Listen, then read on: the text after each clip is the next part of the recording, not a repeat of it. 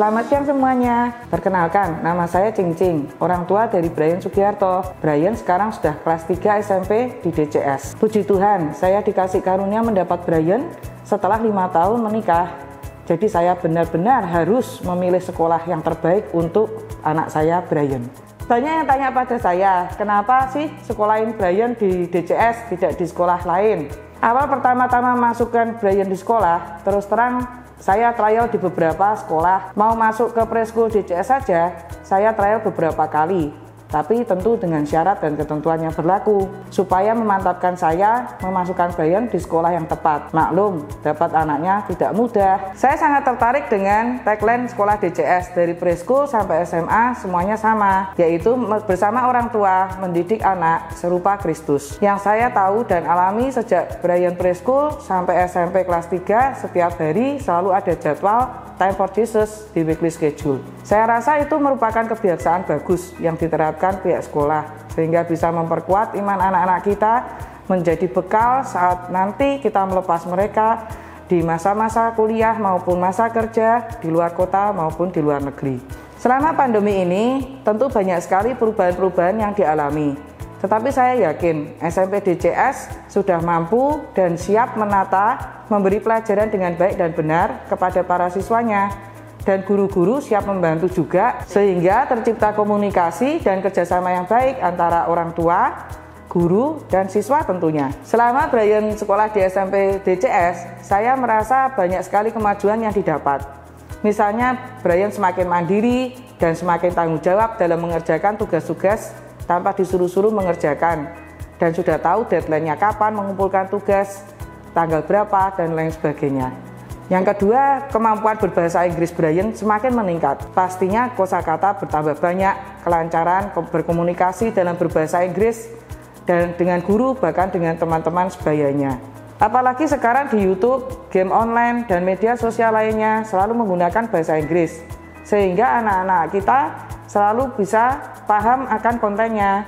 Kemampuan berbahasa Inggris yang baik dan benar itu merupakan suatu nilai tambah, terutama bisa menambah kepercayaan diri yang nantinya menjadi bekal untuk anak-anak kita di dunia kerja. Brian sekarang lebih kreatif dan inovatif terhadap segala hasil tugas yang dikerjakan. Ada aja sih ide-ide yang kadang-kadang kita tidak menduga. Mereka bisa belajar diri lewat YouTube ataupun media sosial yang lain. Terlebih perkembangan perilaku dan karakter Brian, saya melihat kemajuan yang positif.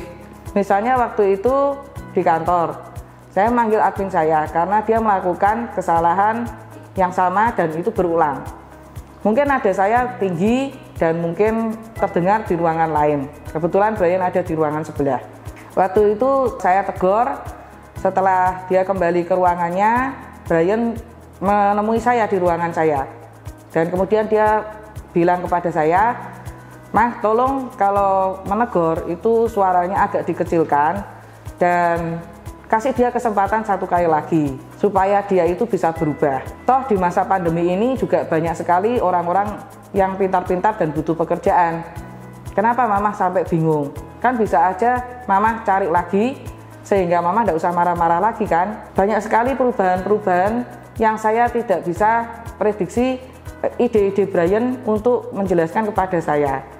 Saya waktu itu sangat kaget, sejak kapan sih Brian bisa seperti itu, berpikir lebih dewasa. Karena zaman sekarang, anak-anak kita tidak dituntut hanya kepintaran secara akademis, tetapi attitude dan karakter juga dibutuhkan. Karena kita ketahui bersama-sama kan sekarang, orang-orang pintar itu di dunia kerja banyak sekali, tapi yang mempunyai karakter dan attitude yang baik itu jarang.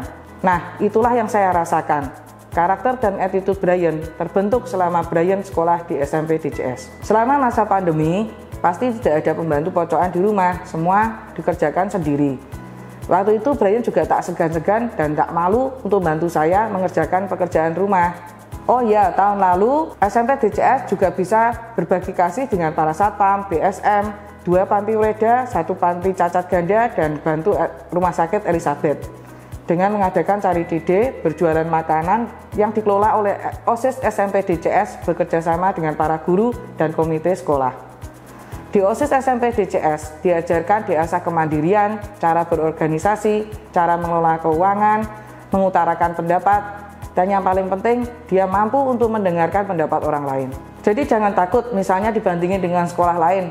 Kok teman-temannya lebih sedikit?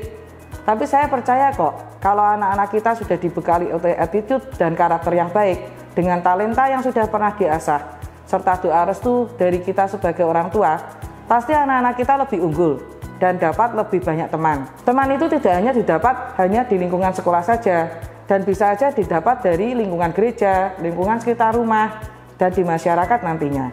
Ada lagi yang tanya pada saya, guru-guru SMP DCS itu masih muda-muda. Masa bisa sih handle anak-anak kita yang beranjak remaja ini? Justru menurut saya, itu adalah nilai positifnya, karena mereka bisa menyelami anak-anak kita sebagai sahabat. Tetapi anak-anak kita tidak kurang ajar loh. Dia tetap patuh dan hormat kepada mereka sebagai guru. Sehingga kita tetap bekerja sama dan berkomunikasi dengan guru dengan baik tentang perkembangan anak-anak kita. Selain itu, guru-guru muda justru lebih tidak gaptek, selalu kreatif dan inovatif dalam hal-hal baru. Nah, tidak gaptek itulah yang sangat diperlukan untuk anak-anak kita di masa sekarang. Ada yang tanya juga, uang sekolah DCS bagaimana? DCS adalah sekolah nasional plus, di mana beberapa mata pelajarannya menggunakan bahasa Inggris, itu adalah menjadi salah satu nilai plus. Teman-teman kalau misalnya bertemu dengan anak-anak SMP dan SMA DCS, bolehlah diajak ngomong pakai bahasa Inggris. Pasti mereka akan menjawabnya dengan fasih kok. Saya rasa uang sekolah di DCS itu cukup terjangkau dibandingin dengan sekolah lain yang menggunakan bahasa Inggris sebagai bahasa pengantarnya. Dengan fasilitas dan banyak nilai plusnya yang didapat saat anak-anak kita di sekolah di SMP DCS. Oh ya, satu poin lagi loh, jika anak-anak kita sudah lulus di SMP DCS, sekarang kan sudah ada SMA DCS, jadi nggak usah bingung-bingung, repot-repot cari sekolah lanjutan lainnya. Kesan saya terhadap SMP DCS, sekolah ini telah mengajarkan banyak hal dan banyak membantu Brian untuk menjadi seorang pribadi yang berkarakter baik, dengan cara menyenangkan tentunya. Terima kasih buat para guru SMP DCS, dan semua ini karena para guru selalu ada untuk membimbing Brian tentunya. Harapan saya terhadap sekolah ini semoga terus berkembang, meningkatkan kualitas pelayanan, khususnya pada bidang teknologi, sehingga dapat mencetak anak-anak berprestasi di Indonesia ke depannya. Jadi teman-teman, jangan ragu, jangan bimbang lagi menyekolahkan anak-anak Anda di SMP DCS Madukoro. Terima kasih, Tuhan Yesus memberkati.